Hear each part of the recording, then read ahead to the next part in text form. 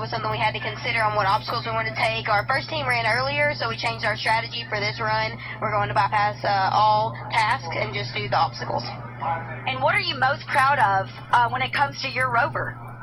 Most proud of the rover is the ability that we did to take it and put it together. It took us a while to put it together from scratch, but we've worked long and hard on it, and we're ready to go.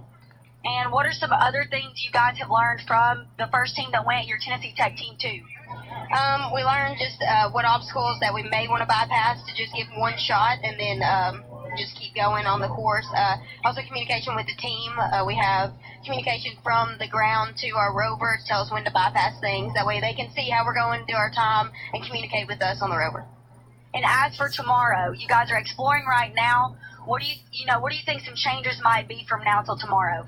From now till tomorrow, maybe bypassing more obstacles just for more raw time, lower raw time. And what is your favorite thing about the Rover Challenge? Favorite thing about the Rover Challenge is building and actually doing the course. Doing the course is going to be great. Looking forward to it. And Macy, your favorite thing? I think that my favorite thing is probably getting down here and seeing everything and all the hard work and all the hours that my team has put in actually be implemented on the course. All right, we're going to send it back to Brian, see how the other team on track is doing. All right, yeah, LSU has been taking a couple bypasses to try to get back up. They are at the 6:13 mark. And now it looks like our drivers are switching positions. Natalie is moving to the back with Richard in the front.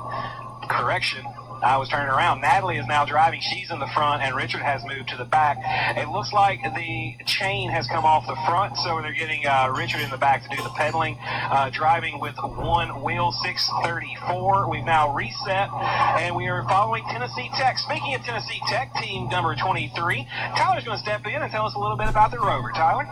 Hey, Tyler, how are you doing? I'm good. Why don't you tell us a little bit about your rover? All right, we are running a dual suspension setup. It's got a leaf spring in the back and an A-arm set up in the front. We want to try a little bit different to see if that helped it out.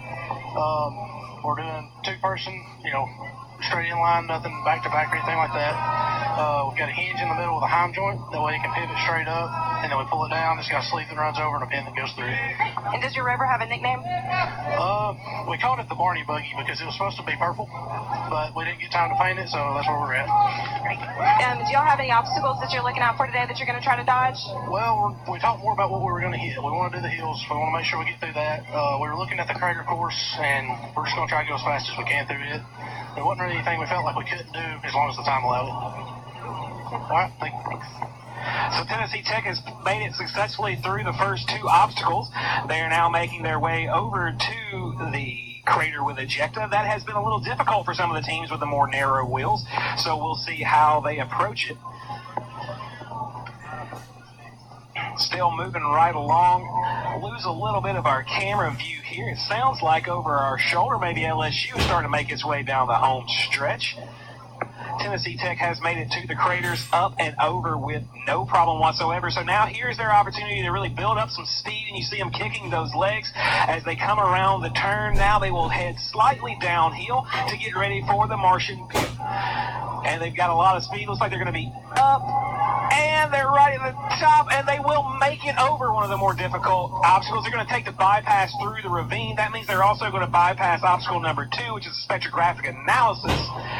And let's see if they bypass the next obstacle. Here over my left shoulder, we do have LSU coming in the final turn. They are over obstacle number 14 now. And it looks like they will be making their way in. It's very difficult with only one wheel doing the driving. But their back driver, Richard, is kicking it as hard as he can. It looks like they may actually come off. Again, they are over the 7-minute window, so their points will not count, but this is a great early run to figure out how they need to approach tomorrow.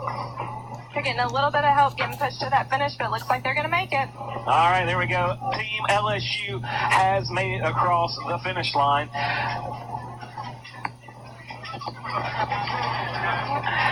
All right, so now Tennessee Tech, let's catch up with them and see where they're at in the race. Looks looks like they are taking the bypass around the lunar crater, and now they are up on the uneven in the side incline. They go over that with no problem whatsoever. That had been a problem earlier in the day. They just hit the 3-minute mark, still making really good time. They've taken a few bypasses, so they're not really collecting a ton of points. But again, it's really important to get back to home base before your emergency last minute of 7 minutes of oxygen runs out. So now they're making their way through the boulder craters, but it looks like we've lost view of the camera. All right, now here we go. They are back on at 3:28. They are coming up to the bouldering craters, up and over with no problem whatsoever. And now they're going to go on to the tilted craters. All right, looks like we have our next team up on the line. That's going to be Trine University over with Caitlin. Caitlin, what do we got? Tell everybody your name. I'm Rachel. Rachel? I'm Nathan. All right, so I read that you guys changed the weight of your rover from last year to this year. So tell me a little bit about that. It definitely looks very lightweight. Yeah, we redesigned like the entire frame, which completely made it a lot lighter. So that really helped. All right, so when it comes to these new rules, these new obstacles, what are you most looking forward to? What are you most nervous about? I'm nervous mostly about like the big rocks, the big sharp rocks. I think that'll be a challenge. And Nathan, when it comes to communicating with your team, how important is that and how do you guys manage that? So communication is always a big thing for the team. Right now we have 3 or 4 words that we're going to be using throughout the course to say, hey, we're slowing down, hey, we're speeding up, whether there's danger or anything. So communication is going to be big. All right, so say that you get to an obstacle and you get stuck. What's your plan of action as soon as you get stuck? We've got a direct drive, so we can throw it in reverse and bypass it. All right, so one of my favorite obstacles is the lunar obstacle, where you plant the flag, you take the picture. A lot of teams bypass that. What are y'all planning to do? We were going to bypass that too.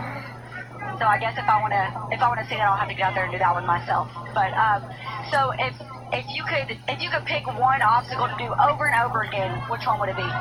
It would have to be the big hill, just because that's what we really designed this rover for, was trying to get over that. All right, and how exactly did you design it to get over that hill? Gear ratio was changed from last year, and the frame was made lighter weight, so we're thinking that between those two things, we'll be able to get over the hill without a problem. All right, and if there's someone back home you want to thank, now's the time to do it, so who do you want to say thank you to?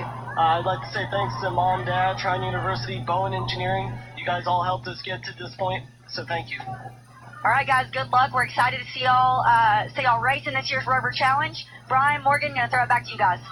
We're back at the start-finish line. It looks like Tennessee Tech has come over the 14th obstacle. They are in great time. They just hit their 6-minute